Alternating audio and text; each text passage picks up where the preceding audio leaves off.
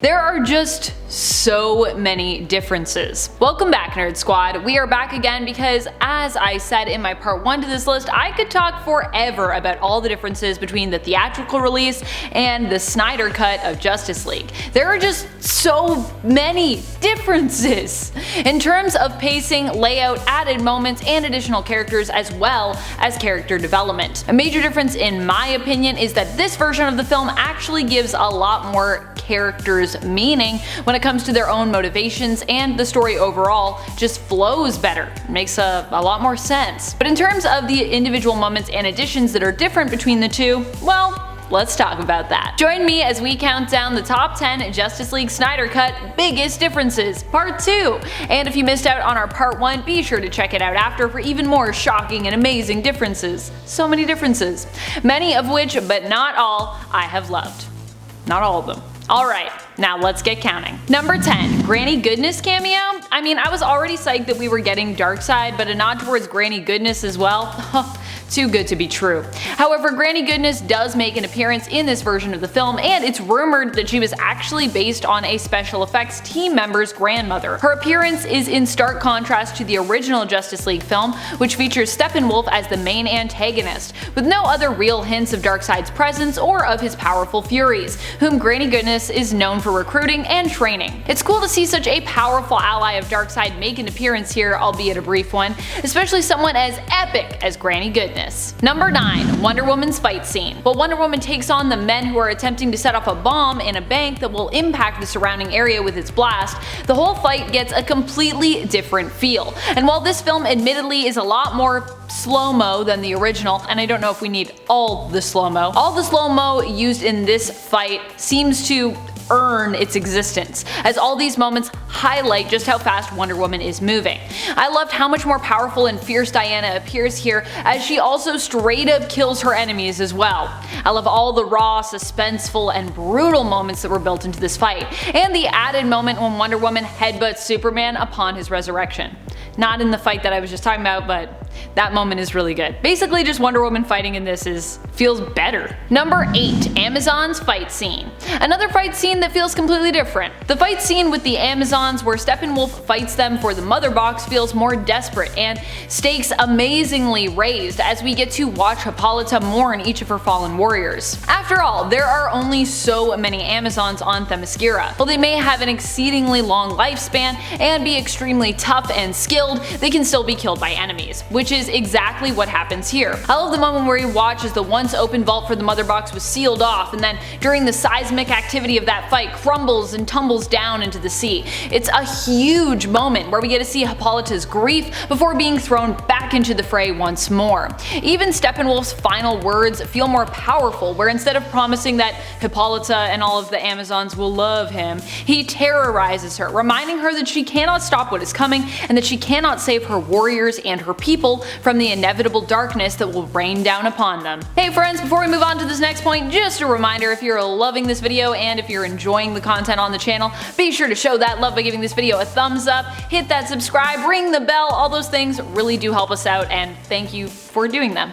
Number 7, soundtrack. While I wasn't a huge fan of every change up here when it came to the score and the soundtrack, it should be noted there are massive differences in comparison to the original. There are songs and scores that are added in for extra scenes, as well as swaps of songs here and there that bring with them a much more dreary and ominous tone that matches what Snyder is trying to do here, with much of his slow motion shots and darker, often more grittier and grounded visuals. There are even song changes in this soundtrack that I was like, man, I really thought that was a Snyder pick, but I guess not, because the song is different for this scene. Number 6, Dasad. The inclusion of Dasad and how he is used here drastically changes the story, especially for the character of Steppenwolf, where in the first film, Steppenwolf was just a villain who seemed to, I don't know, want to do bad things because I guess it was fun, and because he had a bit of a hurt ego after being defeated like a millennia ago. Here we see through the relationship between him and Dasad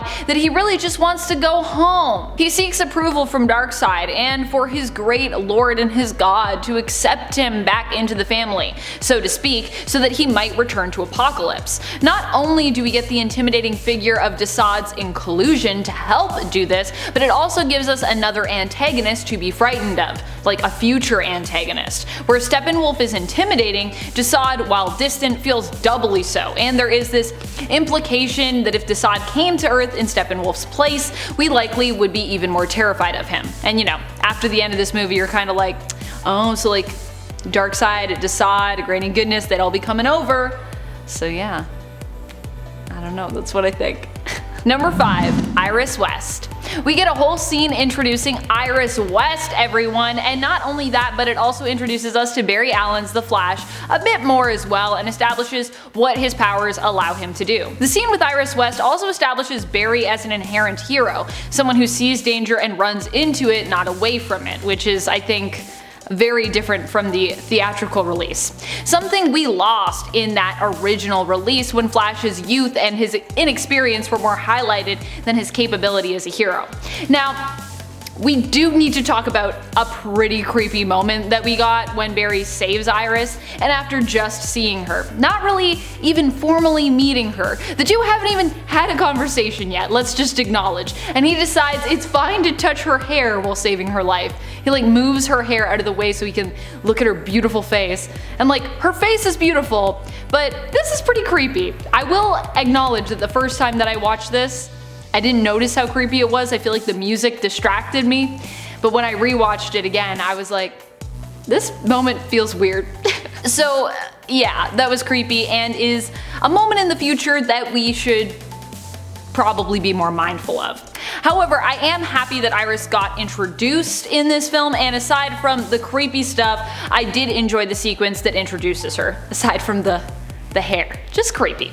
I also really loved her convertible, I gotta say. I mourned that vehicle when it exploded. I was like, no, no. Her poor convertible. Number 4. Martian Manhunter. Martian Manhunter was actually included in the Zack Snyder cut of the film. We got to see him disguised as Martha Manhunter if you will, giving a pep talk to Lois about how valuable and important she is. And we also saw Martian Manhunter during the epilogue, where he warns Bruce about the apocalyptic reality that will come to pass should Darkseid find the anti-life equation before the Justice League does. With Wonder Woman also mentioning that they could use more chairs at their headquarters, which is being set up to be in the old rundown Wayne Manor at the end of the movie. It's implied that Martian Manhunter could even, like in the comics, find his own place on the team in the future phrase to come. I loved his inclusion, and it just makes me want a Martian Manhunter movie all its own, where we actually get to find out what Martian Manhunter was up to on Earth until he decided to reveal himself at that moment. I just want to know, like, why did he choose that moment? What was going on for him? I have a lot of awesome Martian Manhunter questions. Please answer them. Number 3. Lois Lane is pregnant. In this version of the film, we also find out that Lois Lane is pregnant. While it's heavily implied in the cut with Lois grabbing a pregnancy test from a tableside drawer in her apartment, we also get a more direct acknowledgement of her condition at the end of the film. While helping Clark and Lois move back into their farmhouse in Kansas, Bruce congratulates Lois, and we see her holding what appears to be a baby carrier. Definitely a confirmation that Lois and Clark are expecting.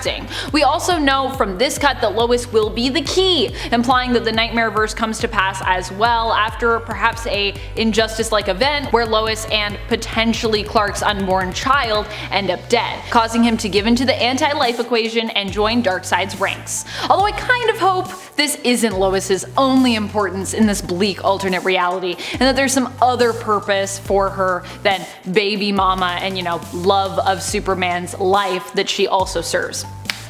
I feel like if it's just that, I'm gonna be a little like, but is that it? Really? Okay. Number 2. The Atom Tease. At the end of the film, we get a tease for the inclusion of another important superhero character who could also join the Justice League, Ryan Choi's Atom. It is mentioned that Dr. Choi is the head of nanotechnology at Star Labs, and that it's a scientific field that he is the master in. This is an important detail as the Atom's powers allow him to shrink down to subatomic size and mass, or to increase his size and mass exponentially so that he towers like 100 feet or more above above his opponents. In other words, his powers are very similar to the MCU's Ant-Man. Although Ryan Choi's Atom in the comics and in the DCEU, instead of being a wily and skilled thief, is a brilliant scientist and genius. Ryan Choi was the second hero to take up the mantle of Atom after Ray Palmer in the comics, who happens to have been his mentor as well. Number 1. Time travel. Another huge moment here in the DCEU was when Flash's ability to time travel was acknowledged and revealed to us. In the end, it's all up to the world's fastest hero to save the day by turning back the clock on Steppenwolf's would-be victory. We also get a hint earlier on in the film that time travel is something that is possible, and that Barry can actually time travel by using the Speed Force. When the Mother Box is about to hit the water and Barry needs to give it a charge with his Speed Force energy to activate it, it's shown that he arrives a few seconds too late, and rather than just trying again here, he chooses to rewind time a few seconds so that he can make contact with the Mother Box at the right time. Time travel being introduced is a huge thing overall in terms of world and story building for Snyder's vision, and it also gives Barry a lot more importance in that final fight. What are some of the biggest differences that you noticed between the two versions of the film? Which do you prefer? Would you like to see Snyder's vision for the DCEU continue in some capacity? Let us know in the comments below. This has been Top 10 Nerd, and I'm your host Amanda McKnight. Till next time, you stay nerdy, YouTube.